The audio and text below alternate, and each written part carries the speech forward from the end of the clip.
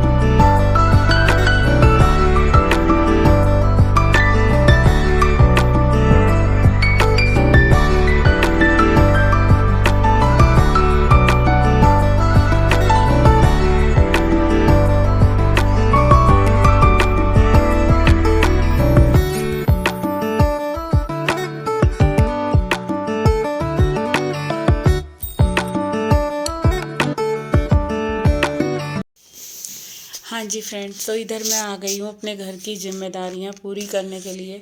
क्योंकि बस हम औरतों की लाइफ में ना, सुबह से शाम तक घर के अलावा कुछ है ही नहीं काम दूसरा। और कुछ अगर सोचने की कोशिश भी करें तो भाई पहले ये सारे काम हमारे कंप्लीट हो, तभी हम किसी और चीज़ के बारे में सोचें।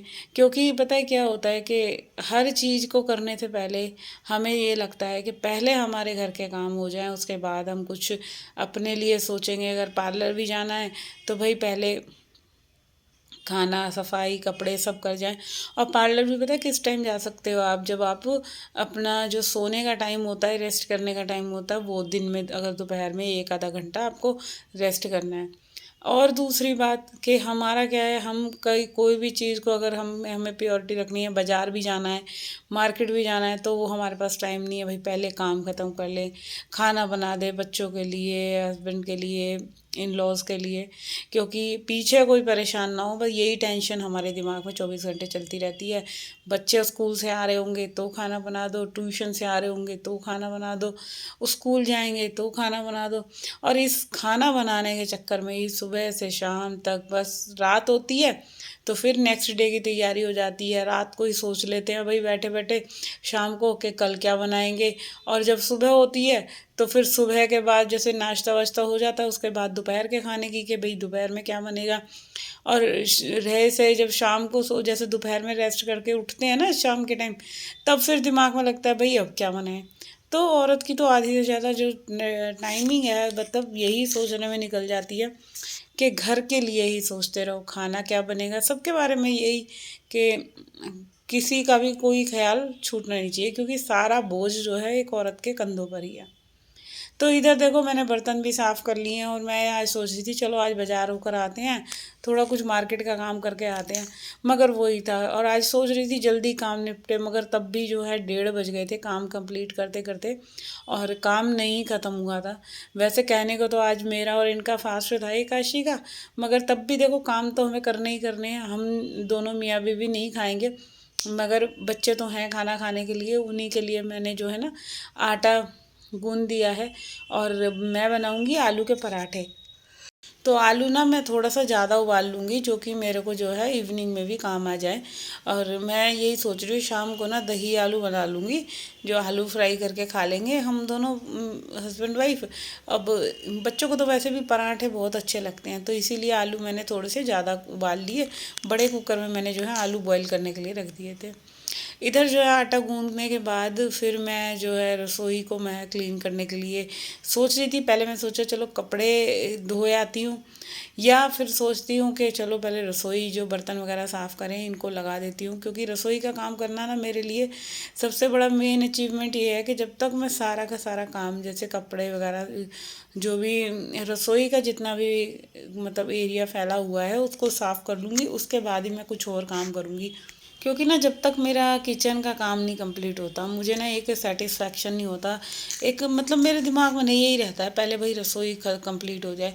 वरना क्या होता है अगर मैं सफाई पहले कर लेती हूँ और उसके बाद जो है किचन करती हूँ ना, तो फिर क्या है कि आप देखोगे कभी भी नोटिस करना, अगर रसोई का काम हम जैसे रसोई साफ़ करनी है और नीचे फ्लोर पे हमारा झाड़ू पोछा पहले हो गया है, तो फिर थोड़ा बहुत गंद भी ना आपका जो है फ्लोर पे गिरता ही गिरता है। इसीलिए मुझे ये मेरा सोचना ये है कि जब भी आप घर का काम करो तो पहले जो है अपना किचन क्लीन कर लो पूरा, जो भी खाना वगैरह रेडी करना है, रोटियां बनानी रह जाए बस, आटा सब्जी सब चीज़ें रेडी कर दो, ठीक है। फिर दूसरी बात आती है उसके बाद जो बर्तन है वो साफ़ कर लो। और तीसरा पॉइंट है कि रसोई पूरी क्लीन करो, काउंटर टॉप क्लीन करो, गैस क्लीन करो, सारी चिमनी वगैरह पे एक बार अच्छे तरीके से कपड़ा मार दो।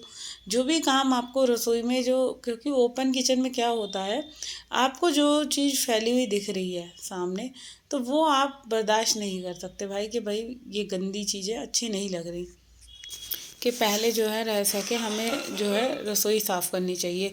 रसोई का साफ़ होना बहुत ज़रूरी है। ये सारी चीज़ें मैंने कर दी, आप लोगों ने देखा, काउंटर टॉप क्लीन कर दिया, गैस साफ़ कर दी। अब जो है मेन आ जाता है हमारा सिंक एरिया, इसको साफ़ करना बहुत ज़रूरी है। सिंक में जितनी बार भी बर्तन साफ़ हों उतनी बार आप देखो अगर अपनी सिंक को क्लीन कर दे तो कभी भी रसोई में से आपके कोई सीलन वगैरह की स्मेल नहीं आएगी। और हो सके थोड़ा सा एंड में जब आप पूरी जो है ना सिंक एरिया आप साफ़ कर लो, उसके बाद आपको क्या करना है अपनी दोनों सिंक के अंदर जितनी भी आपके एक सिंक लगी हुई है या दो सिंक लगी हैं, तो थोड़ा सा गर्म पानी डाल दो। उससे क्या है जितनी भी जो गंदगी की स्मेल होती है चिकनाई वगैरह की, वो सारी स्मेल जो है आप देखोगे 2 मिनट में गायब हो जाएगी। तो ये कुछ थोड़े थोड़े से टिप्स हैं। और फिर क्या है जैसे बर्तन साफ़ करने के बाद जो हमारा जूना वगैरह होता है जिससे हम बर्तन साफ़ करते हैं, उन जूनों को भी अच्छे से गर्म पानी से वॉश करके ड्राई होने के लिए मैं उनको रख देती हूँ, क्योंकि गीले जूने में ना बहुत बार बदबू आने लग जाती है। इसीलिए जूनों को अच्छे से धो के उसको हाथ से निचोड़ के जो है मैं उसको अलग से सूखने के लिए रख देती हूँ, क्योंकि गीली चीज़ों में आप कभी भी देखना हमेशा स्मेल सी हल्की हल्की सी रहती है। तो यहाँ आपको बस यही थोड़ी बहुत चीज़ों का ध्यान रखना है। रसोई साफ़ करने के बाद आपको जो है पूरी सुखा देनी है। ड्राई किचन और ड्राई बाथरूम ज़रूर रहना चाहिए। ज़्यादा जहाँ गीलापन रहता है वहाँ चीज़ें साफ़ नहीं होती। और दूसरी बात कि इससे क्या होता है कि किचन में एक अलग ही तरीके की स्मेल सी नहीं आने लग जाती, वो चीज़ आपको कभी नहीं आएगी।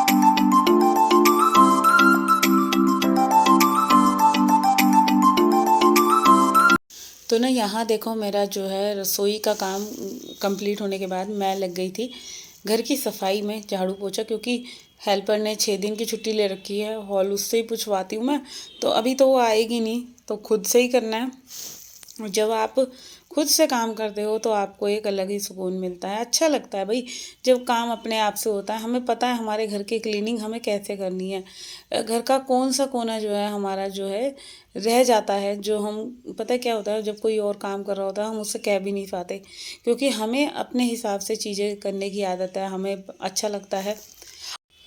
तो यही होता है कि आपको जब पता है ना अपने घर की सफाई आपने कैसे करनी है, तो वो अपने तुम्हारे अलावा कोई नहीं कर सकता। हमें जिस चीज़ को खुद करते हैं वो अच्छा लगता है, अपने आप से करी हुई चीज़ें एक अलग ही सुकून देती हैं। मगर वही रहता है कि जब कोई और करे तो उससे हम कह भी नहीं पाते। जब हेल्पर है उससे एक बार पोछा लगा देगी भाई, वो अगर फ्लोर पे कहीं दाग वगैरह भी है, दोबारा कहेंगे तो उसका मुंह भी बन जाता है। दूसरी बार भी चलो लगा दिया तो वो उतने ढंग से नहीं करेगी जितना हमें पता है कि हमें कहीं दाग धब्बा कुछ दिख रहा है रसोई में, तो वो हम तुरंत के तुरंत लग जाते हैं। नहीं यार, आज जो है फ्लोर जो है ज़्यादा गंदा हो रहा है, तो उसको जो है ढंग से करना है, अपने हिसाब से करना है। तो यहाँ पे वही मेरे साथ होता है, जब मैं अपने हिसाब से चीज़ें करती हूँ मुझे अच्छी लगती हैं। और जब काम वाली से बोलो ना तो बस वही रहता है कि चल छोड़ यार, इससे क्या ही बोलना। अब अपने हिसाब से काम करने की आदत जो होती है ना, वो एक औरत को एक कहते हैं कि एक कुशल गृहिणी बनाती है। तो मुझे तो मेरे हिसाब से चीज़ें करनी बहुत अच्छी लगती है, मगर वो ये मजबूरी है भाई, कभी हारी बीमारी हो जाए तो फिर कहाँ एकदम काम वाली मिलेगी। तो बस इसी वजह से जो है मैंने एक ये हेल्पर जो है रख रखी है, वरना मुझे कोई इसकी इतनी ज़रूरत नहीं पड़ती। और जब मैं अपने आप से करती हूँ मुझे अच्छा भी लगता है, मेरे को दिखता है घर मेरा मेरे हिसाब से साफ़ हुआ हुआ। तो जी इधर देखो पूरे घर की मैंने जो है झाड़ू पोछा जो है मेरा 11:30 बजे तक कंप्लीट हो गया था। उसके बाद जो है मैंने फिर कपड़े वगैरह तय करे, लॉन्ड्री एरिया क्लीन करा। तो ये छोटा मोटा काम रह जाता है। आपको पता है अपना काम कितने टाइम में होगा और किस हिसाब से होगा, तो वो चीज़ें जब आप खुद करते हो तो एक अलग ही सुकून मिलता है। तो चलिए फ़िलहाल करती हूँ इस वीडियो का एंड। अगर वीडियो अच्छा लगे तो चैनल को सब्सक्राइब ज़रूर करना। कल मिलूँगी मैं आप लोगों से, जब तक के लिए बाय बाय।